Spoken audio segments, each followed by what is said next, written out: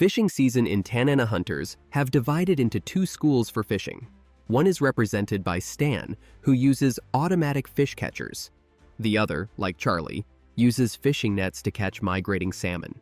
Every year during this season, Charlie travels about 100 kilometers north to his hometown of Lampart. He was born and raised in this small village where nearly everyone is related to him. Lampart is another great spot for catching king salmon.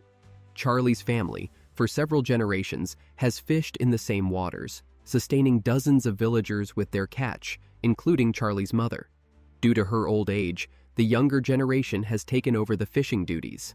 Charlie plans to catch 200 king salmon this year, ideally 300, to fill the freezer and help his mother through the tough winter.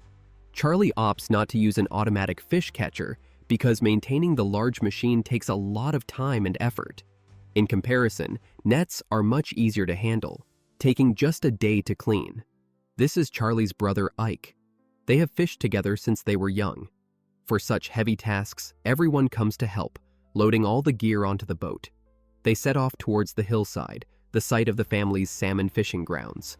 They plan to set 7 nets over an area of more than 200 meters. These nets are placed in the water's eddies, formed by river bends or obstacles, where some salmon may briefly linger, giving the nets a chance to catch them. One end of each net is fixed to the riverbank, and the other is anchored at the bottom with a box filled with weights. Without these eddies, it would be impossible to set the nets, as the swift current would push them to the shore. Though the river is not privately owned, the locations of these eddies have been passed down through generations, and outsiders are not permitted to set nets there.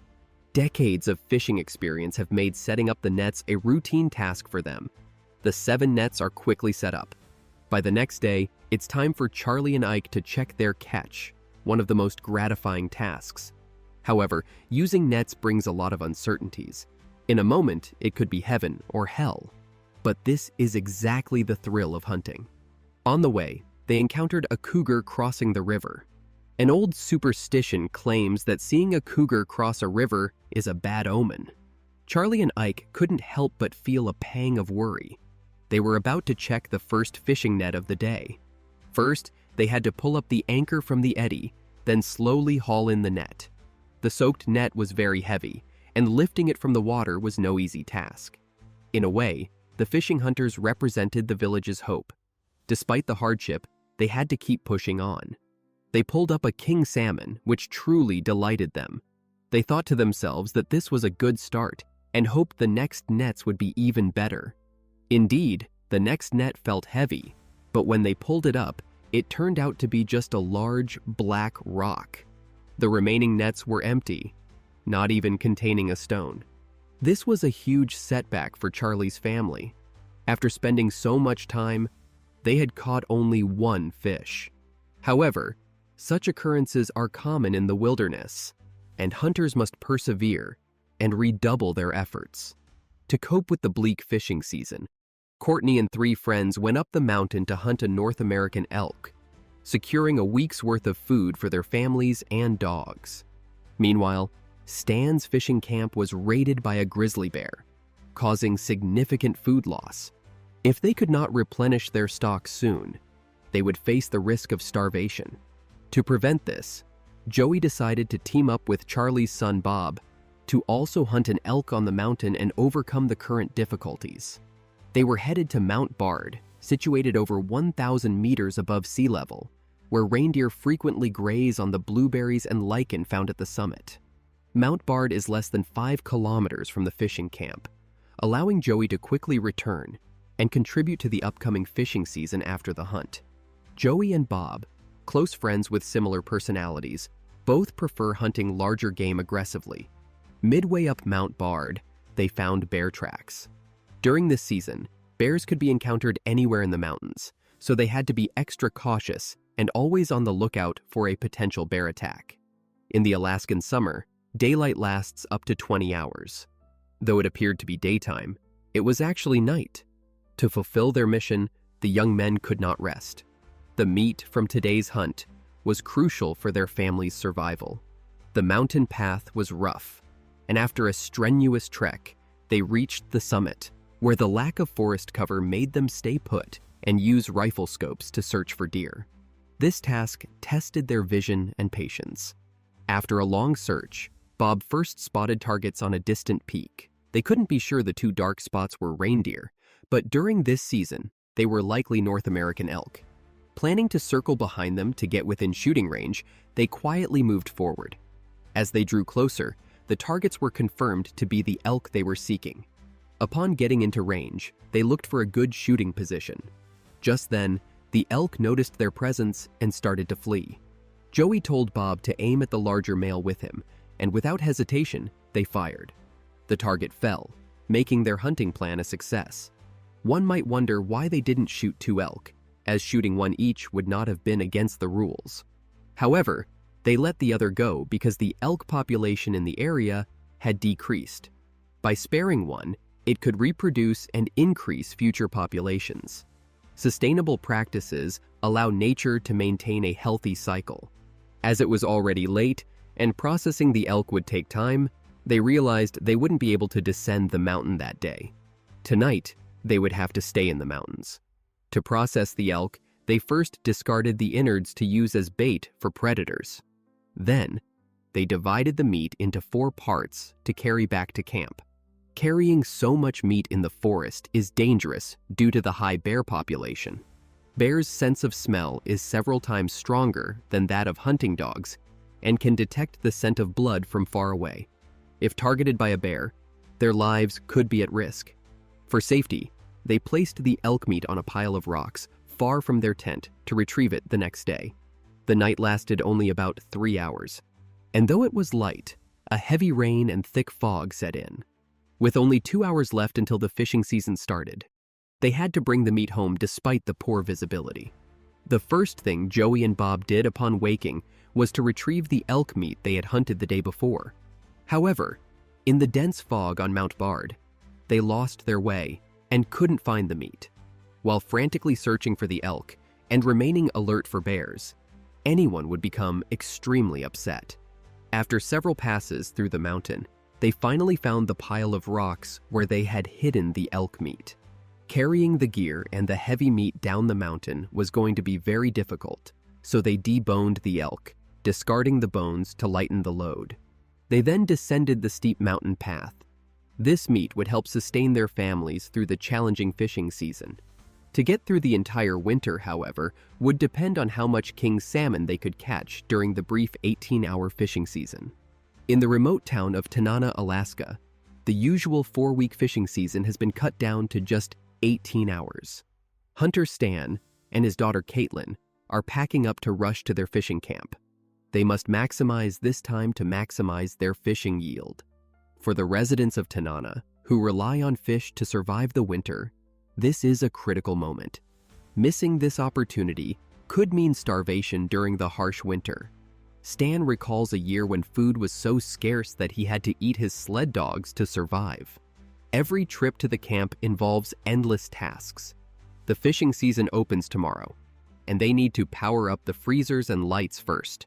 In Alaska, generators are expensive and costly to run, so Stan built a hydroelectric generator powered by water flow, which continuously generates electricity.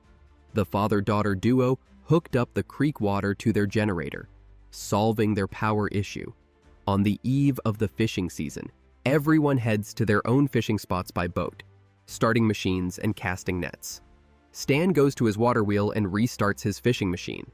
Whether they will go hungry this winter depends on these 18 hours.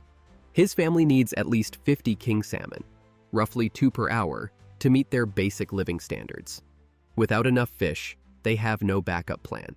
Meanwhile, all automatic fishers and nets are operational.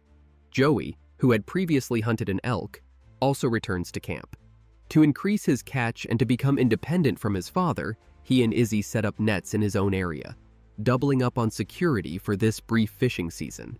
However, finding someone else's nets already in his chosen whirlpool spot, Joey is annoyed. He decides to place his nets in front of the existing ones. A bit underhanded, but he feels it's worse to secretly encroach on someone else's spot. Hours later, Stan checks the first catch of the season. Finally, he has a catch. king salmon are being stalked. As he fishes, more are caught in the fisher. Though still not enough, it's a promising start. Hunter Stan caught the first batch of king salmon with an automatic fisher. These fish can grow up to 60 kilograms in the Yukon River and can go 60 days without eating. They migrate over 3,000 kilometers, and their flesh is considered a delicacy among salmon, reportedly selling for hundreds per pound. However, in Alaska, this exquisite delicacy is merely sustenance for the locals. On his way home with the catch, Stan was stopped by his friend Linda because she had taken over the whirlpool area belonging to Stan's family. Upset, Joey placed his nets in front of hers as she came to confront Stan about the issue. Neighborhood frictions are common, but Stan and Linda usually get along well. To avoid further issues, Stan agreed to move his nets. When Stan and Joey met at the camp that evening, it was raining and the temperature was below 9 degrees Celsius. Stan did not directly mention Linda's complaint, but explained that setting the nets too close could entangle them and catch no fish. He asked Joey to move his nets downstream to ensure both could succeed. Reluctantly, Joey and Izzy braved the rain to reposition the nets. Handling situations gently comes with age. Had Linda approached the hot-headed young Joey directly, the outcome might have been different. By this time, more than half of the 18-hour fishing season had passed. Stan was right. Joey's nets, initially blocking others, hadn't caught a single fish. Setting nets on a rainy night was risky due to slippery slopes and low visibility, which could easily lead to injuries. Despite the dangers, they completed the task. On the second day, as the fishing season was ending, Joey pulled in his nets for the first and last time this season. The nets were full of fish, but not the ones he hoped for. All were dog salmon, used locally to feed dogs. His goal was to catch at least 10 king salmon. Stan and Joey felt differently because Stan had over a dozen sled dogs, and the dog salmon were perfect for feeding them. Meanwhile, king salmon started appearing in their catch continuously. By the end, their nets had caught 15 king salmon, along with countless dog salmon. Yet, there was more to do. The automatic fisher had not been checked. The father and son unloaded their catch at the camp and immediately headed to check the fisher, feeling anxious as this was their last chance to catch king salmon. As Joey cast the net, their worries vanished. Almost all in the tank were king salmon. Their last check before the fishing season ended yielded a boat full of fish, leaving them thrilled. That evening, as the family prepared to celebrate at camp, a grizzly bear trying to steal their fish invaded again. Stan barely reacted before Joey ran out and took down the bear with a single shot. The young hunter showed no fear, demonstrating his courage in the face of danger. They not only caught enough fish, but a grizzly bear also came right to them, earning Stan and his son at least $2,000 and a large amount of bear meat, making the wilderness life suddenly seem more appealing.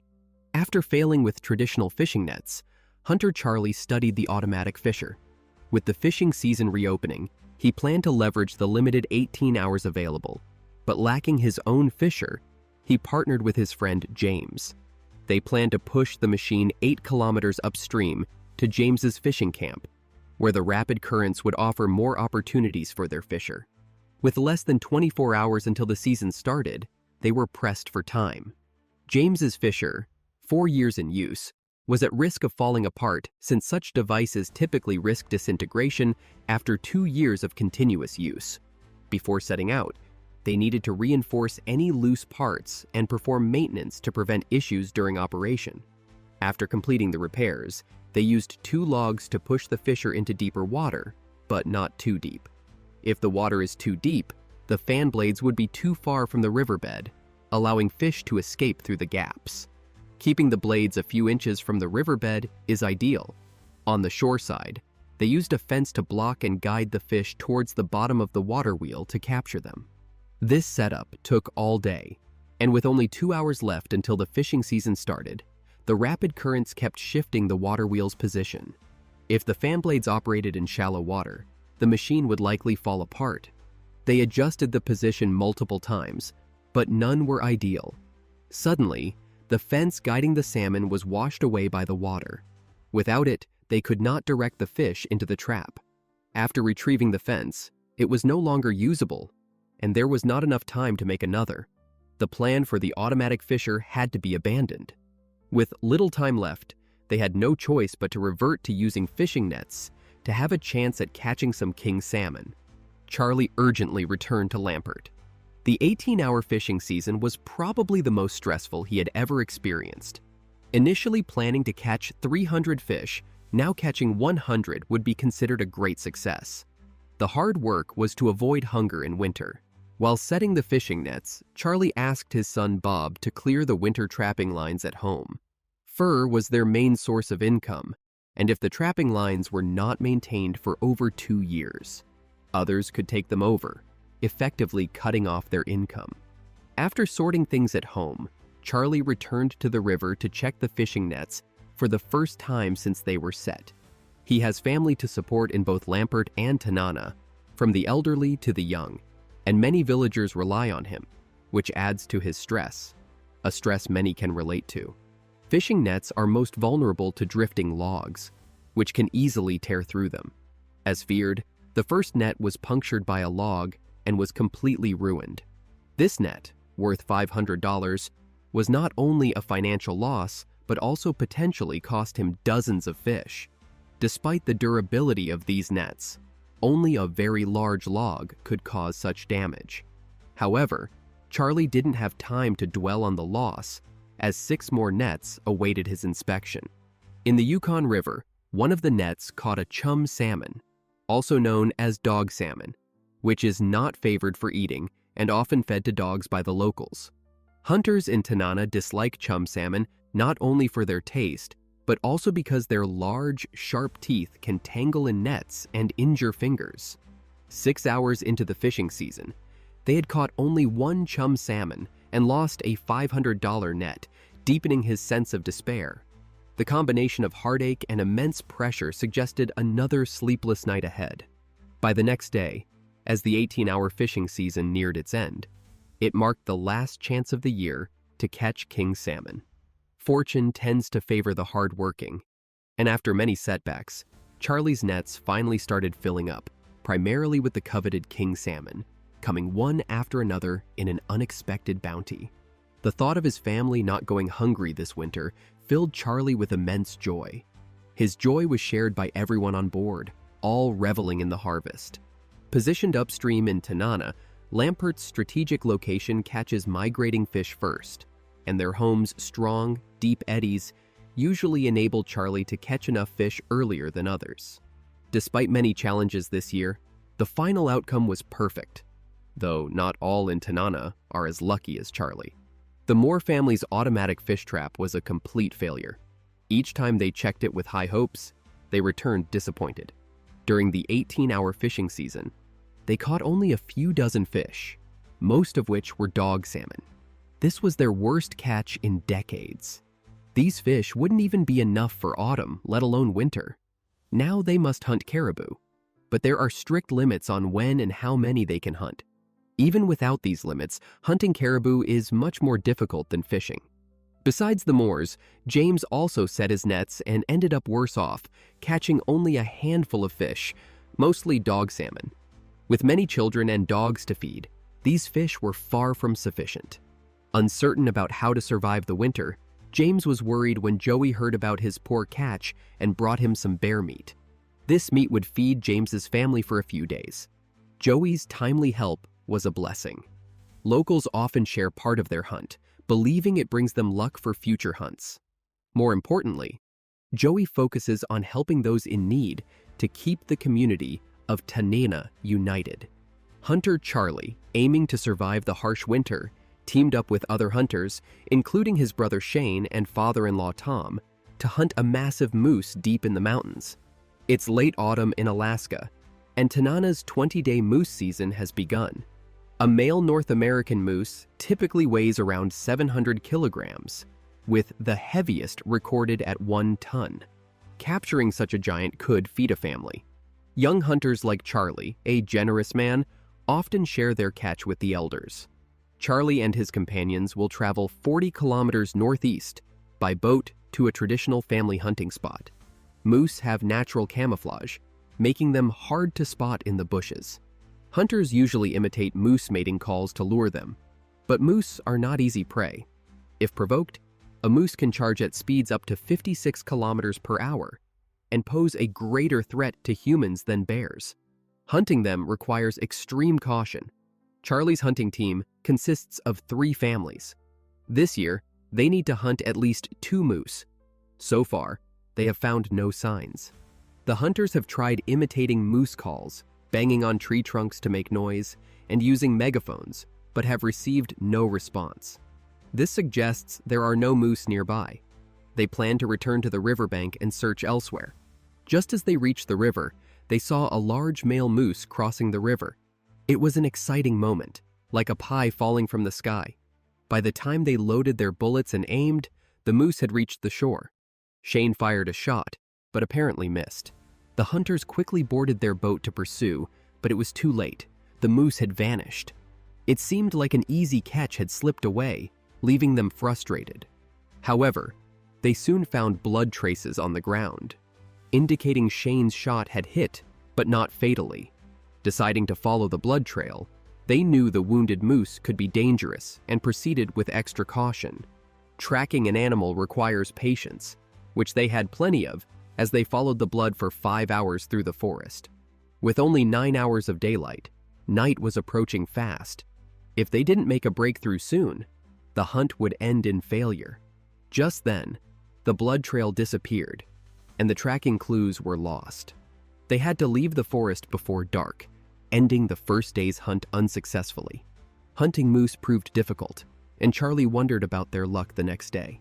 On the following day, Charlie's squad, still tracking the injured moose, changed their strategy due to the previous day's failure.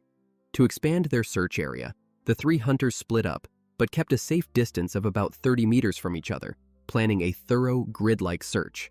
All 3 men carried fire sticks and spread out during their operation. If anyone fired their weapon, there was a high risk of accidentally shooting a companion. Thus, they tried to move in parallel. An injured moose becomes very dangerous. An angry moose can easily knock down a tree or overturn several hunters. It's no challenge for them. The hunters had to remain vigilant at all times to avoid becoming prey themselves. There were plenty of moose tracks in the forest, but they couldn't find the animal. Suddenly, near Charlie's father-in-law's location, they heard the sound of a moose's antlers hitting a tree. They quickly gathered in that direction and followed the sound to a foggy riverside where they indeed found the moose. Charlie's father-in-law, Tom, didn't wait for the younger men and shot the moose dead. It must be said, experience counts. After 2 days of pursuit, they successfully hunted the moose. To celebrate this hard-earned catch, they lit a fire and had a wilderness barbecue. The hardy Tanana residents eat the moose's heart, tongue, and nose, and even crack the bones to consume the marrow. Muscle and fat are certainly not wasted. In their view, this is the healthiest way to live. They truly don't know how to cook the organs they discard. Fresh moose meat is Charlie's favorite. The most tender meat comes from a moose that has been bled out immediately after a fatal shot. When the meat is then smoked, it becomes even chewier and develops a different flavor. No matter what, Charlie can't resist the allure of moose meat. In his mind, moose meat is the best meat in the world, and he won't hear otherwise. Life in the wilderness is very tough, but sometimes it's also quite pleasant and enviable. It's now late autumn, and Alaska's moose season is in full swing. The Moore family, frustrated by the fishing season, hopes to use this opportunity to stock up on food for the winter. They make a living by raising dogs, earning $6,000 a year. Autumn is their busiest time, so the Moore family cannot afford to hunt as a team and must send just one person out. Courtney eagerly took on this important task. She wanted to prove to the men of Tanana that women can also hunt dangerous animals. Her brother Thomas stayed behind to help their father care for the dogs.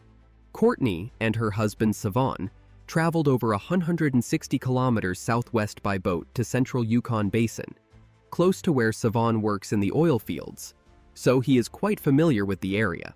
Savon is away from home for half of the year, making it crucial for Courtney to learn to be self-reliant and not dependent on men. It is the mating season for moose, during which the males doused themselves in their urine to attract females with the scent. Courtney could smell this from afar, though Savon could not detect it at all. There were female moose tracks on the riverbank. The couple planned to mimic their calls or rustle the trees nearby to lure the males. Tracking and luring require patience and effort, essential for a successful hunt. After a full day of tracking numerous tracks but no moose sightings, Courtney and Savon were about to leave when they finally spotted a large male moose on the opposite riverbank, slowly grazing and unaware of the impending danger. The first shot in moose hunting is critical. A miss could result in a dangerous charge by the moose. Courtney was extremely nervous, her heart pounding in her throat. After her first shot, the moose started to flee, and she doubted she had hit it.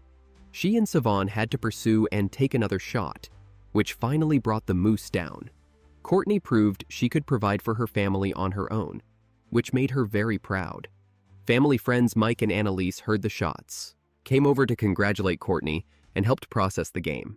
There were bear tracks nearby, and the scent of blood could attract them, so the hunters had to remain vigilant against bear attacks.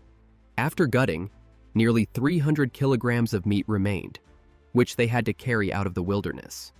Finally, they had to destroy the valuable antlers, a local regulation to deter poachers who hunt for profit. Such individuals often take only the valuable parts, leaving the meat, which could feed several families, to rot in the wilderness. Stan expended a lot of energy during this year's moose season, leading to him and Joey falling far behind in their hunting progress. Currently, they are busy dragging their automatic fish trap back to their temporary camp. Winter arrives very early here, and if the fish trap were to freeze in the river, it could easily get ruined. It took a great effort for the father and son to successfully pull the trap ashore. To date, Stan has caught about 1,400 Chinook salmon, totaling over 5 tons. Transporting them back to Tanana town ensures there will be food for the dogs in winter. The wilderness is only accessible by waterways, prompting Stan to build a fishing raft for transporting the dog salmon.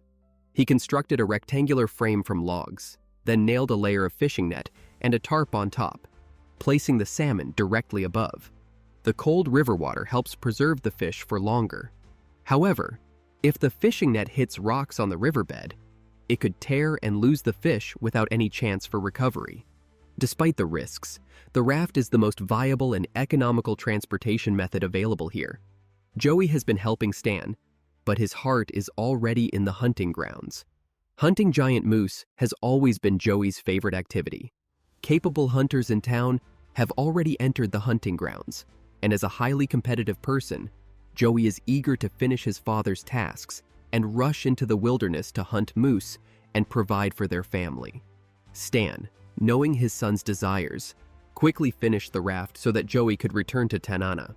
Now alone, Stan loaded all the fish onto the raft, using a boat for propulsion to push the heavy load of Chinook salmon back home.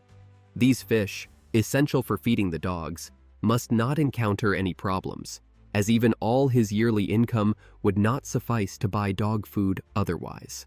The boat moved slowly. 5 hours later, Stan was nearing Tanana.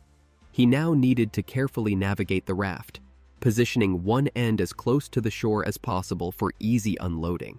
However, the closer he got to the shore, the shallower and swifter the water became, increasing the risk of the fishing net hitting rocks. The 5 tons of Chinook salmon in the net could potentially be lost, making Stan extremely nervous. Fortunately, he was familiar with the underwater conditions in this area, and with his skilled boating, the raft was slowly approaching the shore. He left the helm to do a final check, when suddenly the engine made a strange noise and stopped.